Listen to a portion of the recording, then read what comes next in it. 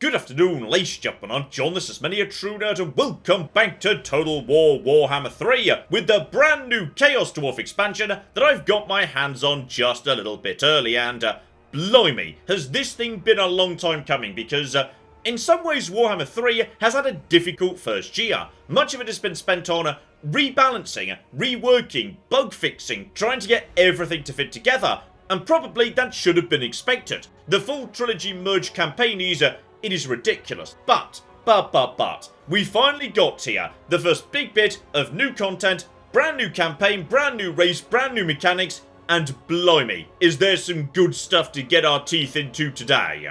You see, to my mind, the Chaos Dwarves are bringing three rather interesting things into Warhammer 3. Number one, they're bringing in a whole new roster of units. Really good roster, really well-rounded, lots of good artillery, gunpowder, monsters, all sorts of fun bits and pieces. Number two, they're bringing in a whole new economic system. Up to now, economy in Warhammer's been pretty simple. Do you have enough gold to build something? Yes or no? The Chaos Dwarves are bringing in a way more interesting production line refinement mechanic. So, okay, we'll get into that in a second. And number three, they're bringing us style. I mean, just look at this magnificent bastard. Look at his hat. Look at his beard. It's got skulls in it. He's plaited skulls into his beards.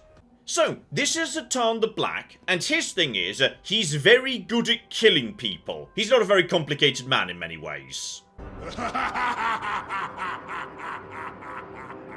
He also enjoys evilly laughing, which makes me like him even more. And today we're jumping into the ridiculously large Blended Immortal Empire campaign, and yes indeed, he starts way up here in the northeast of the map.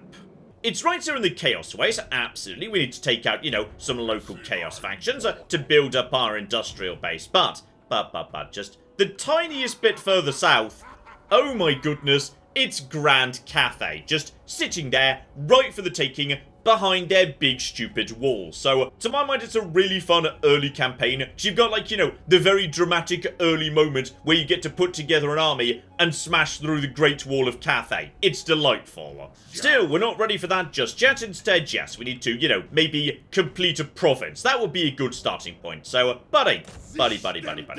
These random Chaos fools who are standing right here, how about we go and teach them some manners? And when it comes to army, blimey, you've got some fun toys. Like basic infantry, right here. Your bog-standard Chaos Dwarf warriors, well, they're dwarves. What do you expect? They come with plenty of armor, plenty of shielding, plenty of leadership, plenty of hit points. These guys will stand and fight all day long. And their range units are no slouches either. Right here we've got dwarves with blunderbusses, solid range, solid armor-piercing damage, and if they get caught in a melee, they can fight perfectly competently. And unlike the regular dwarves, these guys aren't let down by all being extremely slow.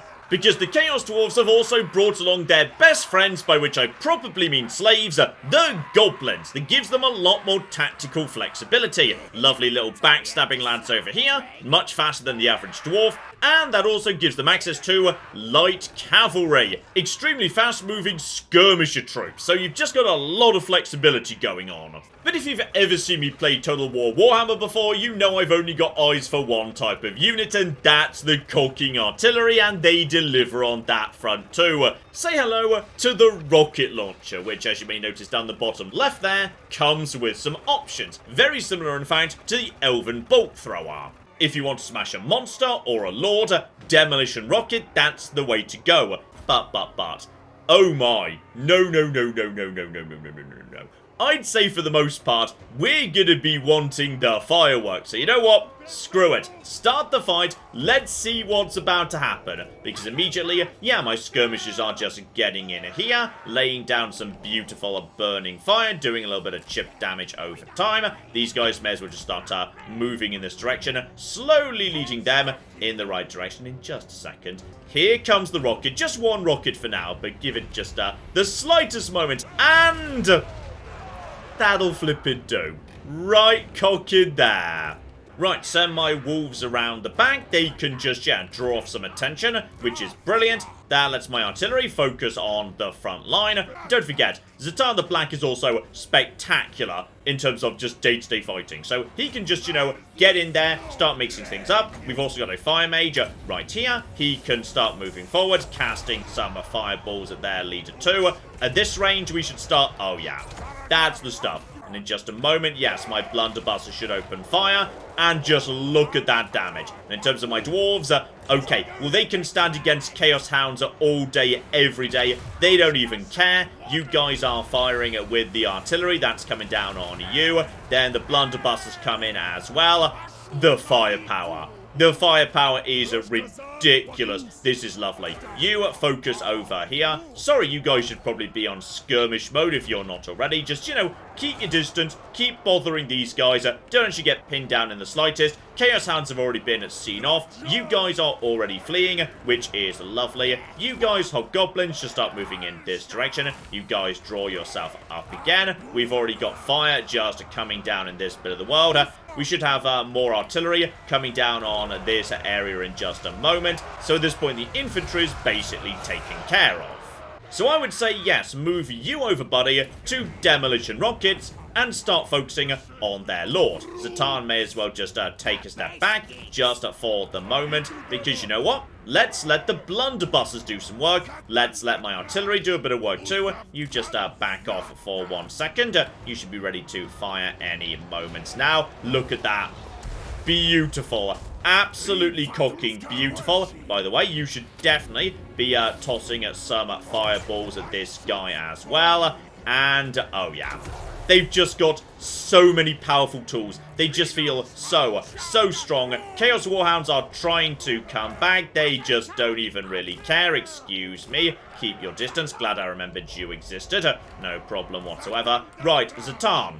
At this point, I would say, probably safe if you just get involved. Oh, my wizard has also, by the way, just got his own gun. He's got a gun too. So he's just, shooting at this guy, which is marvelous. And just keep putting this in play. One more shot, one more fireball, one more rocket. In comes Zharr. You guys are probably ready to... Oh yeah, he's basically dead at this point. Their leader can't even get up to me. It's beautiful. And looks to me like the final few are just breaking, disintegrating, running for it, etc., etc. Job flipping done. Oh, this army. You feel powerful when you're in control of these troops. Plus, as I say, the fireworks are just a thing of beauty. But now the fight's over, the really interesting bit begins, because to my mind, the most exciting bit about the Chaos Dwarfs is their economy, which is so much more deep and interesting than any other factions in this game. Because, okay, as a starting point, we've got two distinct currencies. Gold still exists, still very useful, still needed to pay your troops, etc., etc. But there's a second currency too, and that currency is labour. And that one is arguably the much more interesting. Because labour is basically the foundation upon which your industry is built. The Chaos Dwarfs have an incredibly powerful economy, but only if they can keep it fed. You need to keep inserting more and more new labourers into the machine to keep your economy going. And right now, we are swimming in labour. We have got 590 people sitting right there, though some of them are going to die. I'm going to be honest, I don't think we treat them very well. But that's fine, because we only need 100 to maintain our current level of industry. And that means we need more bloody industry. So here we go. At the granite spikes over here, we could create a brand new pile of jobs in a strip mine. So that's going to increase the amount of labour we need from, 100 all the way up to 400, adding plus 300 to the workload, meaning in total, I'm going to need 400 labourers to keep the economy running at full speed. But what I get out of it is a giant pile of raw materials, the second tier of resource we need to get this economy running. And the reason we want those raw materials is because they do all sorts of really interesting things. In particular, yes, Chaos Dwarves have been liberated from the tyranny of population blobs. You do not need to wait for your population to reach an arbitrary blob number before you upgrade your settlements. Oh no, Chaos Dwarfs just need to be able to pay for it. Alternatively, resources can be dumped into very powerful buildings in the province capital. So, right here, 250 raw resources up front, income generated 250 every bloody turn. So, oh yeah, that seems like a good thing to do. That's over 10% growth of my entire gold economy. But there's one other thing we could do as well, and this one is absolutely hilarious, which is any building whatsoever, we can just rush it. Though, when we say rush it, yes, basically, the building's going to get done instantaneously, but a few labourers might end up a little bit dead.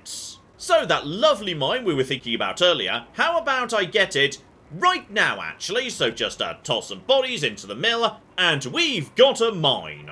Meaning straight away, my raw material income has gone through the roof, which is beautiful, though you may notice it's not gone up quite as much as it should have done. Why? Because I'm now just a tiny bit short of the workers I actually need to maintain it. Only by like 10, so we're only losing like 2%, but yeah, that's the trade-off with the Chaos Dwarfs. Incredibly powerful, generous economy, but you've got to keep the beast fed.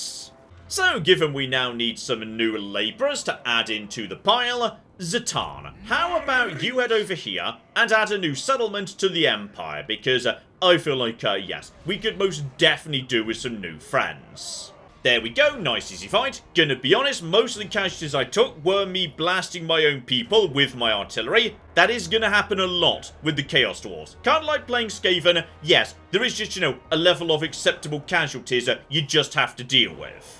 But, this is where things get even more cooking interesting, because we are not done yet, not even close. The Chaos Dwarfs don't just have two parallel resources, oh no, they've got a way more complicated settlement system too.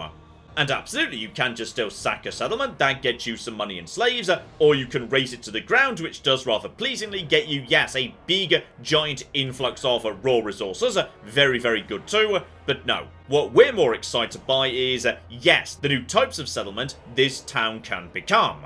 An outpost broadly is, yes, the sort of settlement where you feed it workers and it produces raw resources. That's what we've already got on the other side of the Empire, where we just built that strip mine. Factories, meanwhile, they're the top of the tech tree. That's where you take your raw resources and turn them into the final currency, armaments. The good stuff. What you need for the best buildings, the best warriors, the best tech upgrades. Oh yeah, we're gonna be wanting a factory.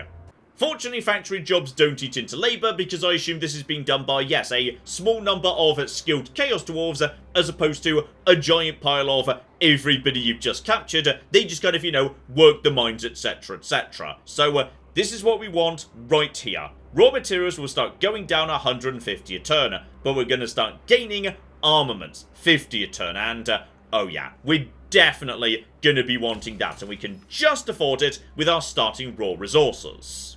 And why do we want those? Well, because advanced military buildings need them in order to be built. So, if I want, giant piles of artillery, or monsters, or whatnot, we're gonna be needing armaments.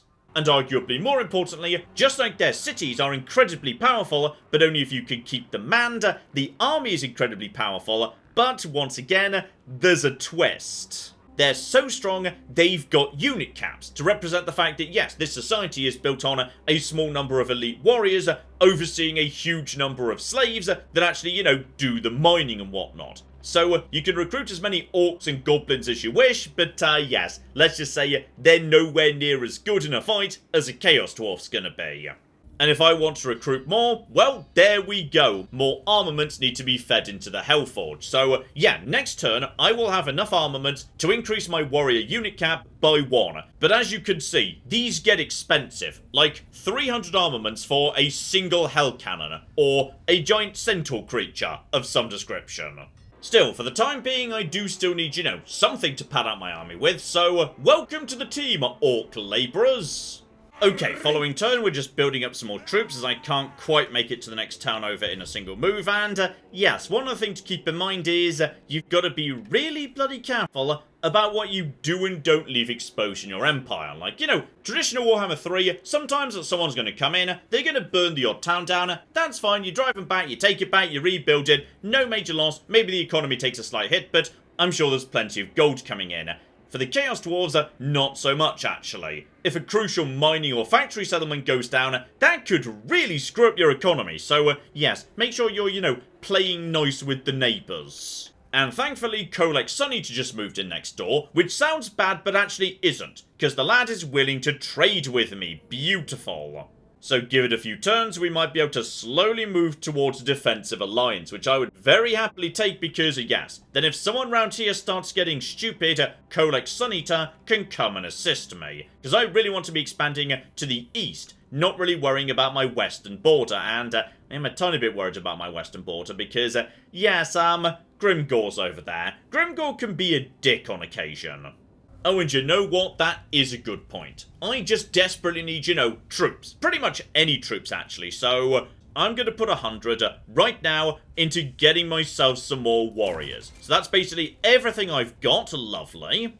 And if you thought these units already seemed elite, oh no, they're only just getting cocky started. As you upgrade them in the armory, i.e. increase the unit cap, you open up new options in the manufactory, where basically I can spend armaments on a turn-by-turn basis to give them special abilities. So if I'm willing to spend 8 armaments every single turn, all my infantry can have Frenzy. Okay, we're leaving that for now, but seriously, these guys could get dumb powerful if you can afford to maintain them.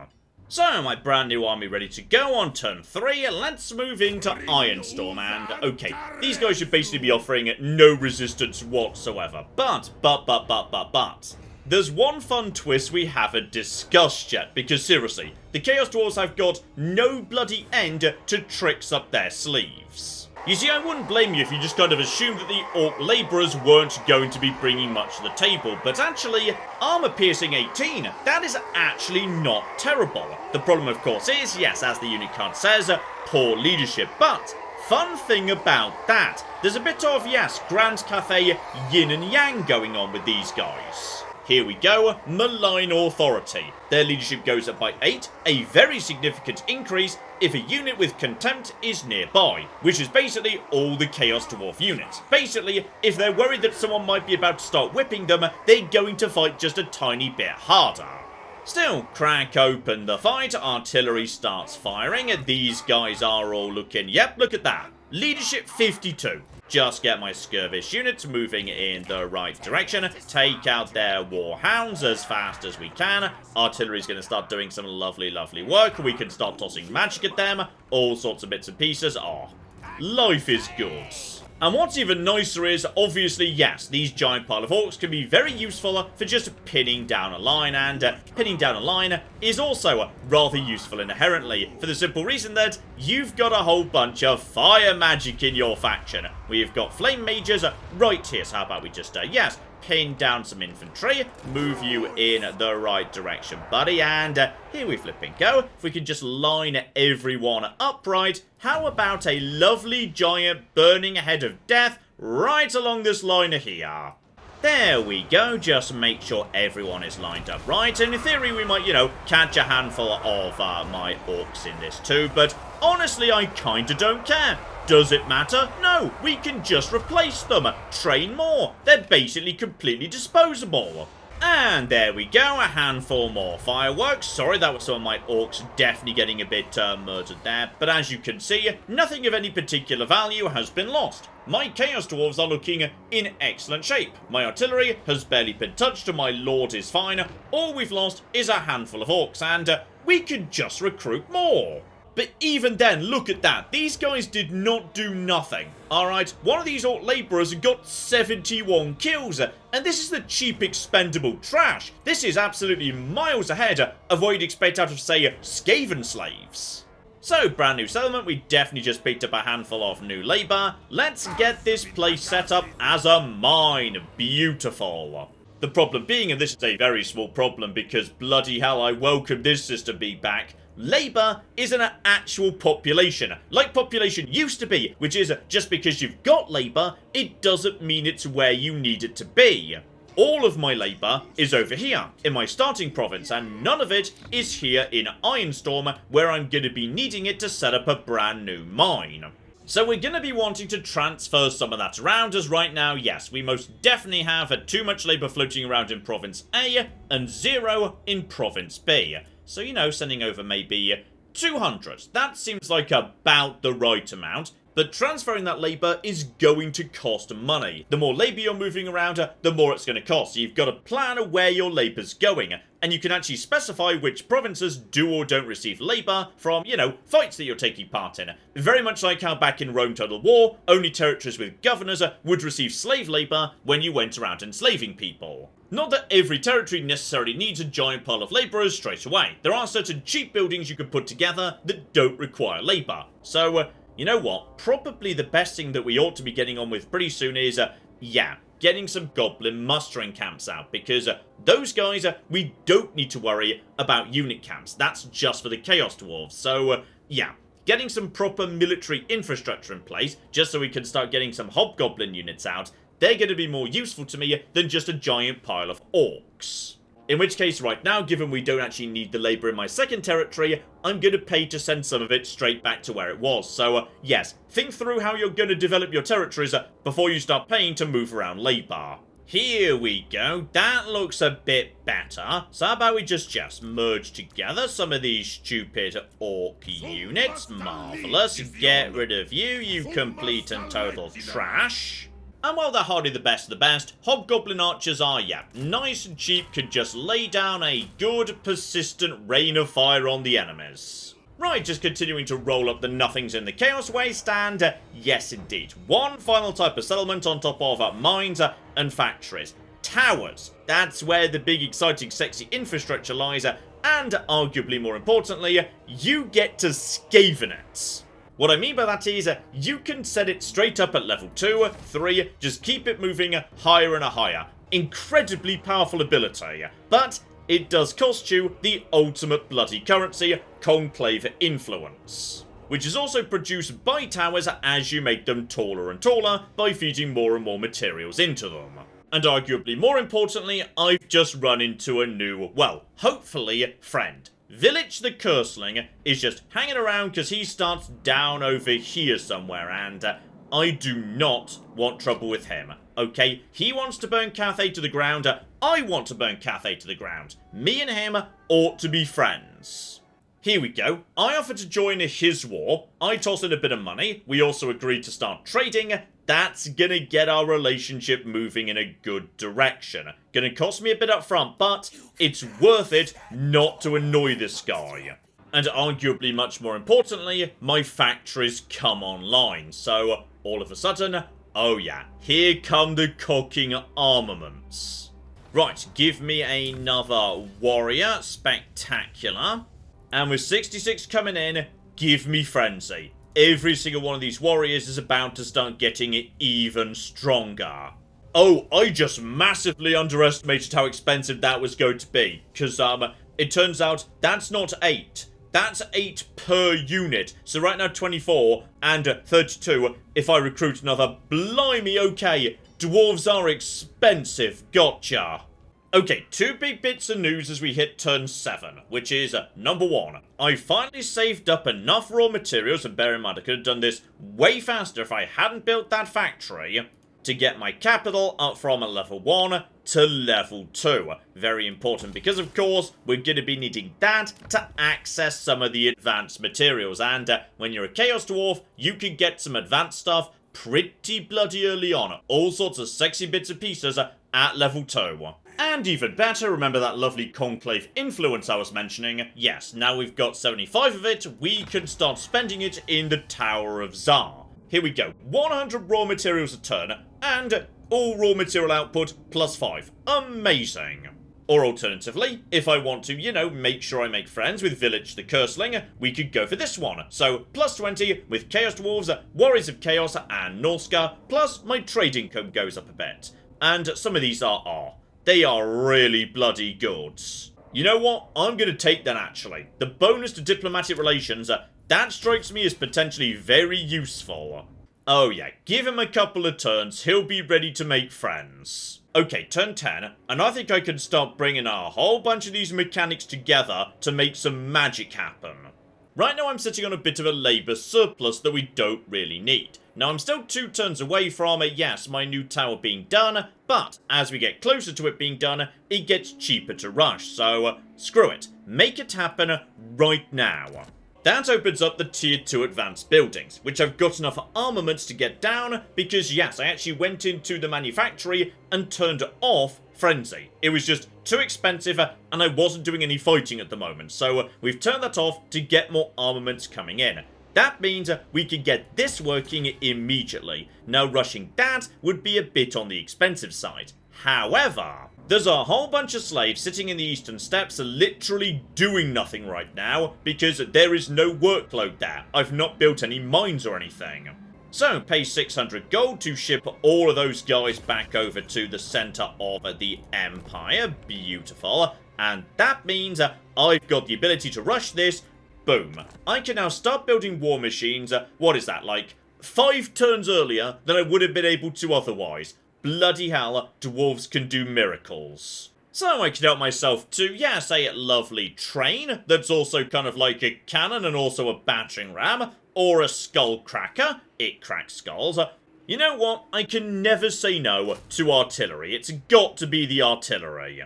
Okay, here we go. The army is ready. We have got dwarf warriors, we have got artillery, and we have got what would appear to be a fairly unguarded snake gate leading straight into Grand Cathay. So, how about we just, yes, go into sneaky stealthy modes.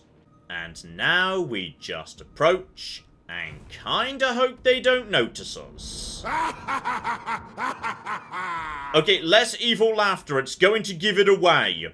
Oh, and I think this has worked out perfectly. The bastions of the gateways have, yes indeed, not seen me coming. They're hanging out here, right at the Dragon Gate, because they're worried about the Chaos Forces right here, leaving this gate wide, bloody open. Right, in we cocky go then.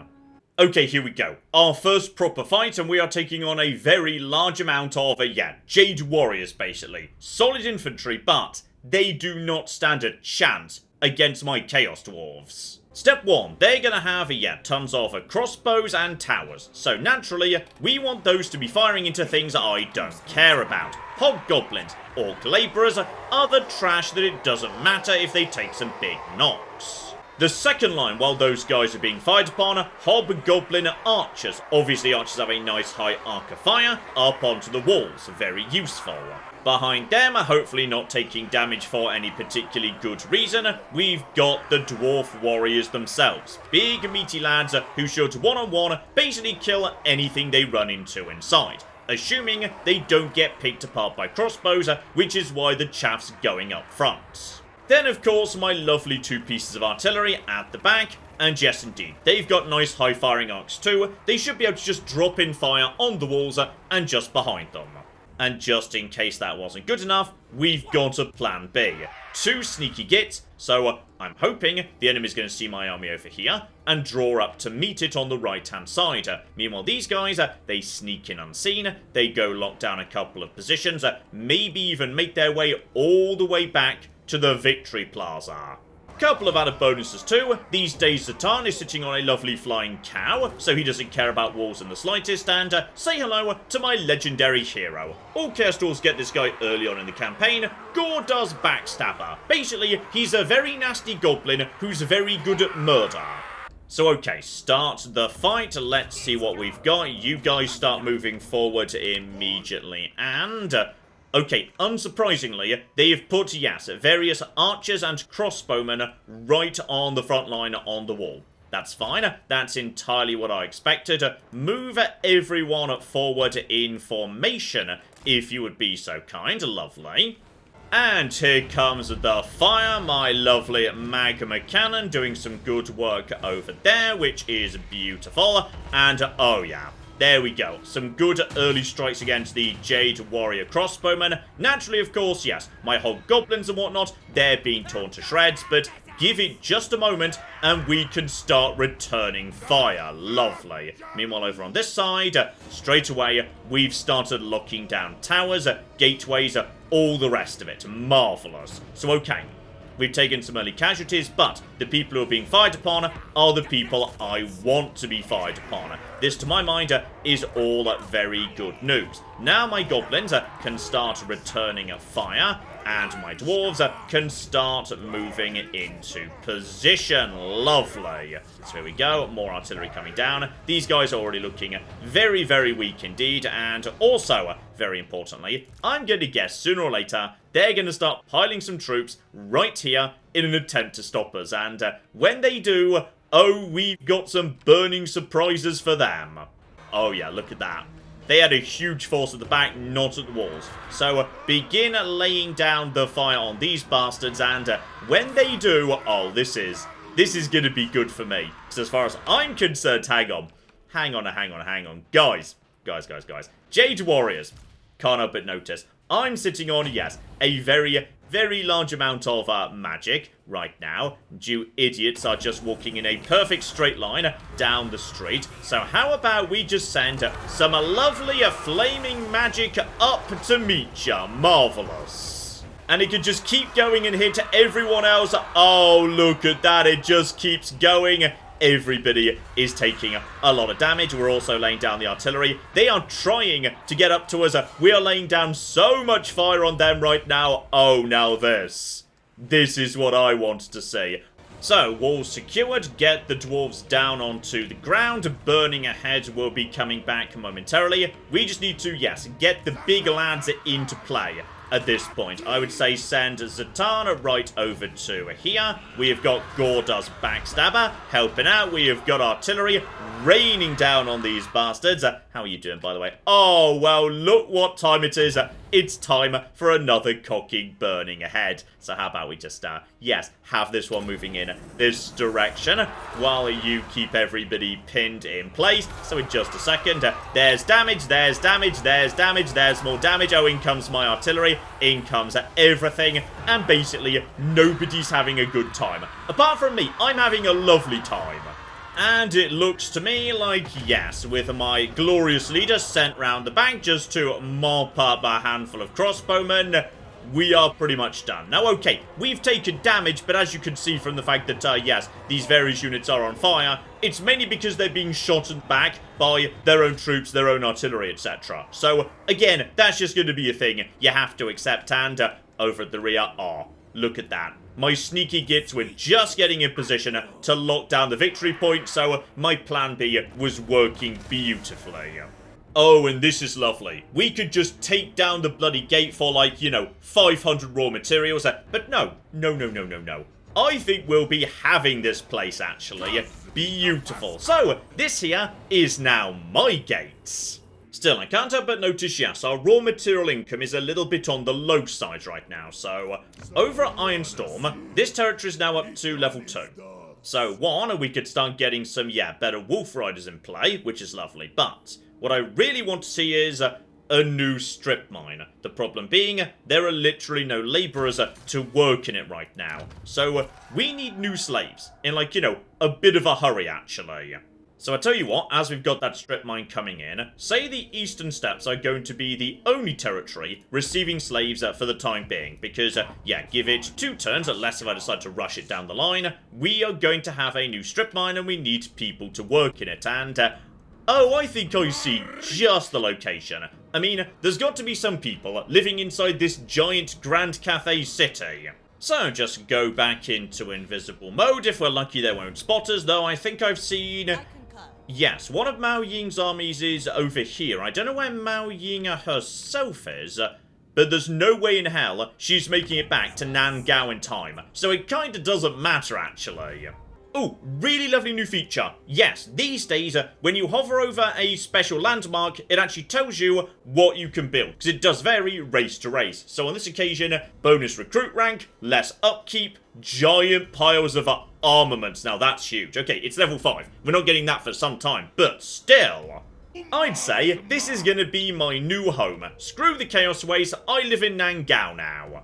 And on this occasion, oh yeah, now that we don't have the grand walls of Cathay defending us, it's gonna be even easier. 3 units of backstabbers can just much more easily make their way to the key buildings, lovely.